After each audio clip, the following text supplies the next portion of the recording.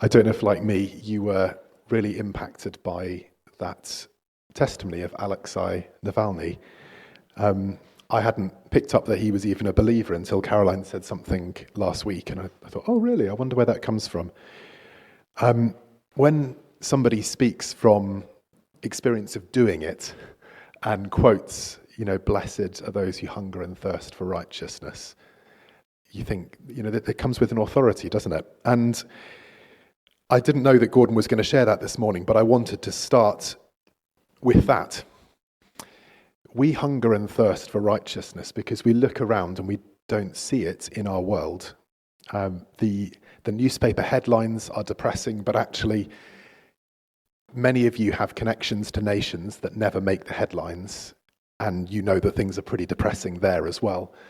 Many of you are involved in projects here in the UK, maybe CAP, maybe others, where you know that things here in the UK are more depressing than the headlines as well. There is a lack of righteousness and justice in our world. It is not improved through the human project, much as it's laudable to seek to relieve poverty. It's laudable to seek to bring peace, to take aid to places that are suffering, to seek to regenerate farming in areas that are hit by famine and drought. All of these things are laudable, but on its own, it is not resolving righteousness and justice. And I wonder if dry ground is perhaps a good metaphor for this. You might remember a few summers ago, it became so dry in the UK and so hot that the ground just cracked. We even saw burn marks, do you remember, of like underground buildings, which they didn't even know were there, because where there was stone deep underground from foundations, the top reacted differently. That's how deep the effect of the sun and the drought was having effect. Maybe you've seen pictures of somewhere like Death Valley in the USA, where things have become so dry, the ground cracks and all the plants die. And I want to just start today's already somber passage by saying this is the situation we are in. We are hungering and thirsting for righteousness because God has made us in his image, and at the very core of us we have a desire to see what God is like here on earth, and he is righteous and he is just, and we want to see it in our world. And that is why it grieves us when we look around and we see a lack of it, and our land is crying out for a flood. Isaiah talks about, well, in the words of God, I will pour water on a dry and thirsty ground, and streams of water in the desert. It's actually a picture that comes up a few times in Isaiah, water on thirsty ground. And what we're looking at today, it's going to be quite hard hitting, it's going to be quite somber, and yet also there's a promise in here that when Jesus returns, he will bring righteousness and justice, not just temporarily, not just fixing one situation, not just fixing 5 situations, but he will bring lasting righteousness and justice. He brings the flood that truly revives the ground so that it can be fruitful again. So as we hear hard truths this morning from Jesus' mouth, let's remember as well that the thing we're looking forward to is the one who is saying these hard words, returning to make everything right. He comes to bring the flood to the dry ground.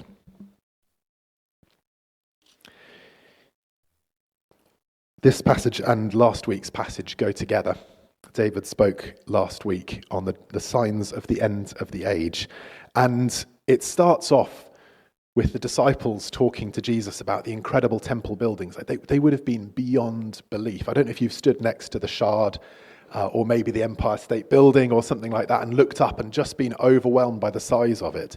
But we're used to seeing big buildings, and that the temple in Jerusalem was just beyond belief in terms of size and glamour and grandeur. And so these disciples were overawed, and they're commenting on it to Jesus, and Jesus talks about not one stone being left on top of another. And so when they go up and sit on the Mount of Olives, they ask him a sort of a double question. When will this happen? And what will be the sign of your coming and of the end of the age? And last week, David's talk was about what Jesus says to the second part of that. What will be the signs? Does anyone remember what were some of the signs that Jesus spoke of that he was coming again? What were some of the signs of the end of the age? Just shout them out. It's not a trick question. It's the things you remember when you think about it. Pestilence, yes. Plague, absolutely. Wars and rumours of wars, absolutely. Seen a few of those. Earthquakes. Nations rising against nations. Signs in the heavens and on the earth below. The moon turning to blood. Remember these ones? Okay, sorry? False prophets, yes, David spoke about that as well, didn't he? False prophets, people claiming to come in Jesus' name or to be him, but not being him. Absolutely. And so that was Jesus' answer to the second part. And now we go back to the first part. When will this happen? Now, some things that Jesus teaches in this passage are a bit complicated to unpick. They take a lot of turning over. They take comparing with other parts of the scripture to bring them to light. But some things are incredibly clear.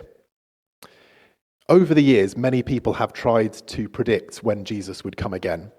If you've ever gone to Wikipedia and looked for predictions of the end of the world, which I did this week, any guesses on how many predictions of dates of the end of the world there have been just that we've got recorded on Wikipedia, which obviously is a subset? Any guesses? A couple of hundred, spot on. Yeah, a couple of hundred. Do you know what really, really annoys me about it is almost all of them are Christians. Okay, it's one thing to say that Mayans had this calendar, and when the calendar ran out in 2012, they might have thought the end of the age was coming, because that was just based around the calendar, although actually, apparently, if you really know your Mayan studies, they didn't really think that. But Christians follow Jesus, and Jesus says, about that time, nobody knows. And some people go, yeah, but they didn't count on me doing some maths. It's ridiculous, okay? And I just want to say this. I hope nobody here is caught up in this, but there are people, and there have been people over the centuries, there will still be people who will say, yes, but I know that if you add up all the numbers that you get in Genesis 36 and multiply them by the number of the beast, what you get is the date that Jesus is coming back. And it's just not true. Jesus is really clear. Nobody knows. In fact, Jesus, being in very nature God, but taking on some of the limitations of being human, says, even I do not know, only the Father. Okay? So anybody who claims to know, they're putting themselves above Jesus. Let's not have any of it. Okay? We do not know when Jesus is coming back, other than that it is going to happen. And it'll be when we don't expect it. Okay? We don't know, we're not supposed to. That's the whole point. Jesus gives 3 pictures to explain this. 3 illustrations. The first one is Noah and the flood. As it was in the days of Noah, so it will be at the coming of the Son of Man. For in the days before the flood, people were eating and drinking, marrying and giving in marriage, up to the day Noah entered the ark. And they knew nothing about what would happen until the flood came and took them all away. Those of you here who are married, do you remember the lead up to your wedding? Do you remember how all-consuming it was? Like, nothing else, there will be some exceptions to this, but for most of you, nothing else really kind of registered. It was like everything was leading towards this day and the planning for what came after, the honeymoon, last minute photographer stuff and flowers and venue and have we invited everybody, and everything just leads up to this. And the point Jesus is making here is that inescapable judgment in the form of the flood came in the middle of things that people thought, surely this is the center of the world. I remember just sort of everything feeling like it centered around Caroline and I in that moment, even though obviously it didn't. But surely Jesus couldn't come back before this happens, because this is really the thing. Okay, I'm being a bit honest here. I'm getting some smiles, which might be judgment or might be sympathy. I don't know. But the point is, it comes in the middle of that. There would have been people who were going to get married next day, 2 days away, and then the flood came and washed it all away. It was when they did not expect it, and it was inescapable. This is the point Jesus is making about his second coming. It does bring judgment.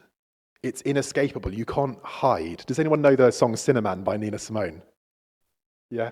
Have a listen sometime. Nina Simone, raised in a Christian household, but herself walked away from it. And she carries this deep angst in her, which comes out in that song, Cinnamon, about the day of judgment coming and her running to the rocks and saying, "Rocks, hide me." And they're like, "Well, I'm not going to hide you. Where were you when you should have been praying?" It's interesting, hearing that come out. But it will be inescapable. You won't be able to hide under a rock from Jesus' judgment. You won't be able to hide under your bed or under the covers. You won't be able to put on a disguise. It's inescapable. And it will come when we least expect it, in the middle of stuff. There will be people in the middle of things when Jesus comes again.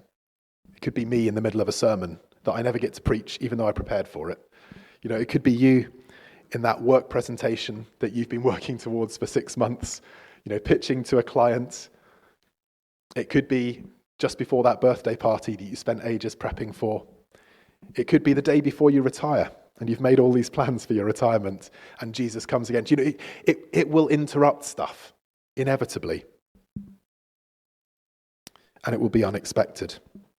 And then Jesus picks up particularly on that lack of expectation, because he says, if you knew when a thief was coming, you'd be watching out, wouldn't you?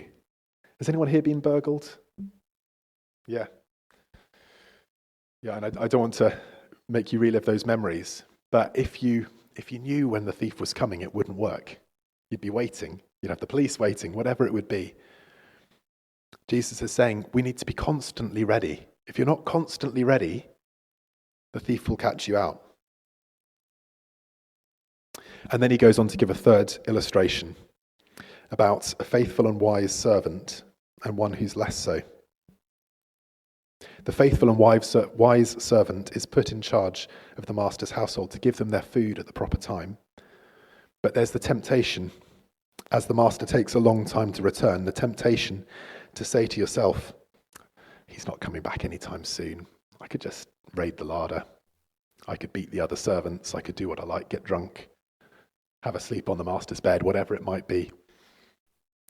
Do you know, there's lots in what Jesus says that makes it sound as though he's going to come back in like 5 years or 10 years from when he speaks it. But I love here, he foresees the time we live in now, when people say, I thought Jesus was coming back. It's been 2,000 years. Are you sure about this, guys? That's the temptation in us, not to be ready. It's been so long since Jesus said these things. Why would it be tomorrow? If he is coming back, surely it'll be a while away. And Jesus says this is exactly the moment when you'll be tempted to let it slip, to not be ready, because it's been a while, because it doesn't look like there's any reason why it should be tomorrow or today or 5 days' time. Now's the time when the temptation is strong not to be ready. And to derelict? You can't derelict your duty, can you? To be derelict in your duty, we'll go with that. And the duty, what's the master left to do? He's left to feed the other servants, to be put in charge of the house. God has given us responsibilities. He's given us responsibilities to care for one another, to encourage one another in the faith. He's given us responsibilities to the world that we live in. He's given us responsibilities to act as faithful servants of what he's put in our charge. What he's put in your charge could be your finances, your family, the workplace he's set you in, your political clout, your place on the village council. I don't know what it is for you, but God has given you all responsibilities, just as he's given me responsibilities. Live them out as a faithful servant of the Lord. Don't be tired of it, because he's coming back, and who knows when. And when he does, won't it be a joy to have Jesus say, I gave you that, and when I came back, you were hard at work. There's a promise elsewhere of that greeting, well done, good and faithful servant. That's what I want to compete for. I've been taking to thinking about what is it I fall asleep thinking about at night? Like what is that peaceful, pleasant thought that allows me to sink into sleep? I don't know about you, my mind just likes to go on full, and it sort of, I can relax nicely in the evening, and about 5 minutes before bed, suddenly all the things that like rob me of peace suddenly go, hey, you should think about me. Why don't you fall asleep thinking about, and I don't fall asleep. And what is that thing which brings peace and calm? And I've decided the thing that most does that is to reflect on what it will be like for Jesus to say, well done, good and faithful servant to me. I want to commend that to you. It doesn't have to be last thing before bed, but picture that moment. What will it be like for Jesus to come back and say, well done? If our eyes are on that, we'll be faithful.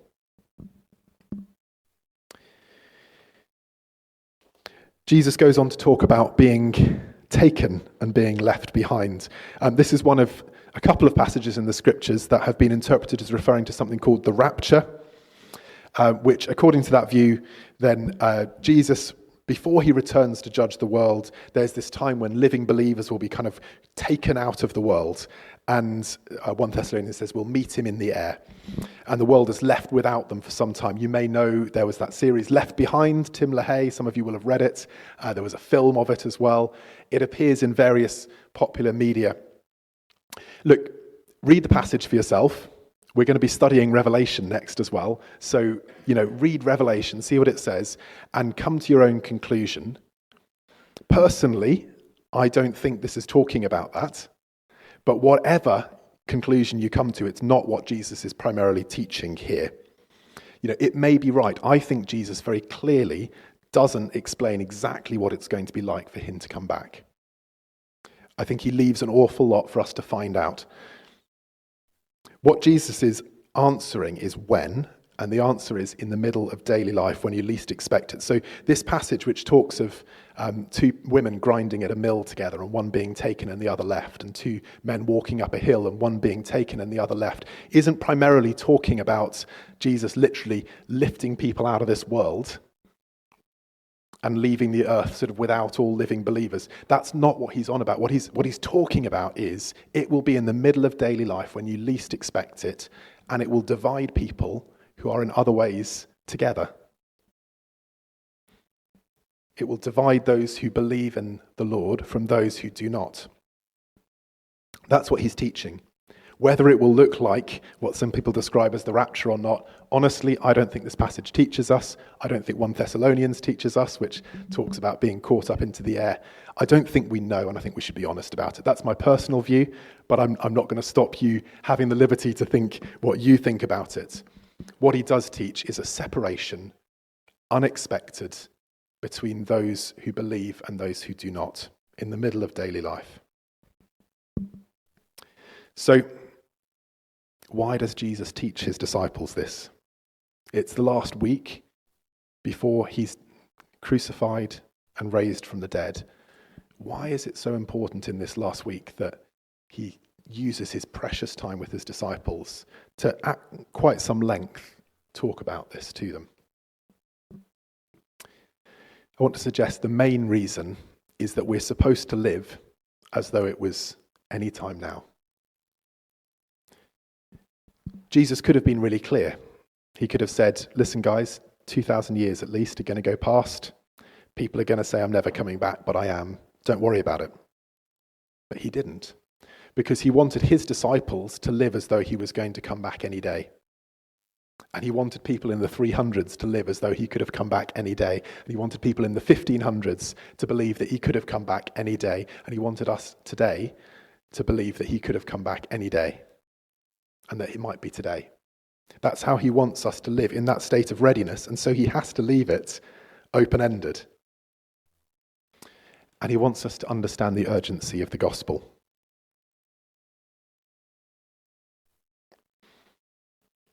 If there's something that comes out really, really clearly through last week's passage, this week's passage, the ones we're looking at next week as well, it's the urgency of the gospel. I started off by talking about dry ground, so dry that it's become cracked, and water that you tip on it just runs off, and what you need is something that floods the ground until it is soft again. The trouble with floods is that floods themselves bring their own problems, don't they? The picture I had for us this morning is we live in this dry, cracked ground. We need the flood of Jesus returning and bringing righteousness and justice to everybody. But when that happens, you'll need a lifeboat. Now, Jesus has given us the lifeboat. And this is why he uses the picture of the ark, right? God rescues Noah from judgment. God will rescue us from judgment, but who else belongs in the boat? Who is it that you know who currently does not believe in Jesus and currently, therefore, will, in that time of judgment, be on the wrong side of it? Our mission in this world, a reason for God planting us here in Wheatley, in Forest Hill, in Garsington, in Horsepath, wherever you are, our reason, Tame, Tiddington, keep adding to the list, a little applause over there. The reason for God planting us there is there are people in our communities that he wants in the lifeboat who are not there yet. We didn't earn our place in the lifeboat. They don't earn their place in the lifeboat, but they need someone to tell them. And they might need somebody to walk with them for a while until they understand that they need to get into the lifeboat. Do you see what I mean? This is our calling as a church. And to do that, we need to really believe that Jesus is coming back. We need to believe that it could be any time now. And we need to believe that it really will be a sharp divide between those who believe in Jesus and those who don't. I know, as a community, I know that we're compassionate people, and we like to think, surely there's a way that God would save more people than just those who believe in Jesus. Actually, at the root of it, that's a proud thought. We can't be more compassionate than God. But he's got to bring justice. He's got to bring righteousness, and that means judgment as well as salvation. So our prayer should not be, God, would you just be a bit more merciful than you say? Our prayer should be, God, please would you rescue these people who we love, who you've put us living next to, in our families, in our extended families.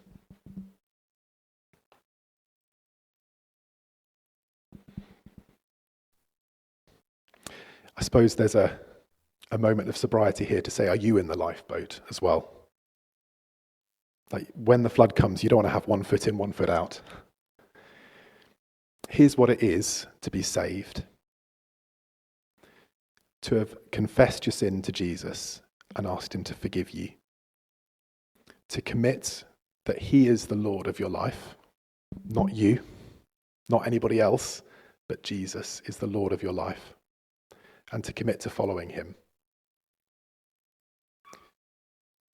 Then you're in. Because of his power, because of his forgiveness, you're in. And that's what we're also offering to other people.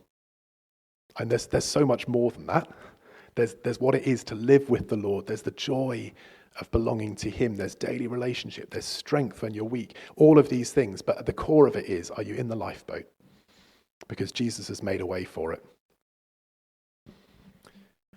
In just a few minutes, we're going to pray for some people. You know, I'm thinking of close family members at the moment. You will have friends, family, maybe children, maybe cousins, neighbours. But we're going to listen to a song. And it's a song written by a chap called Larry Norman. Those of you whose Christian music history goes back a little way might know him. He was one of the pioneers of the possibility that rock music didn't have to be satanic and that actually you could be a follower of Jesus and play rock music. But he wrote this song based on Matthew 24 called I Wish We'd All Been Ready. And for me, it kind of lands in my heart, that longing for more people to be ready, that longing to be ready myself, but for more people to be ready. Let's listen to this, and then I'm going to hand back to Gordon to lead us in prayer.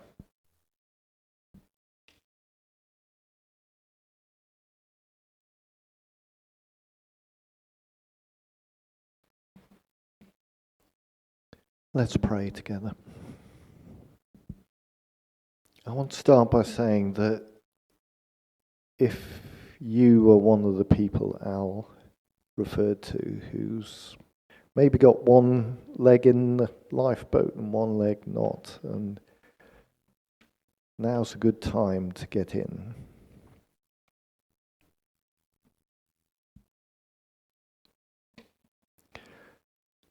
Lord, you call us all to join you, to follow you. Your call is clear, your call raises our hope and our hearts. If that's us at the moment, if we're just not sure, help us to see clearly your hand stretched out in front of us, calling us home.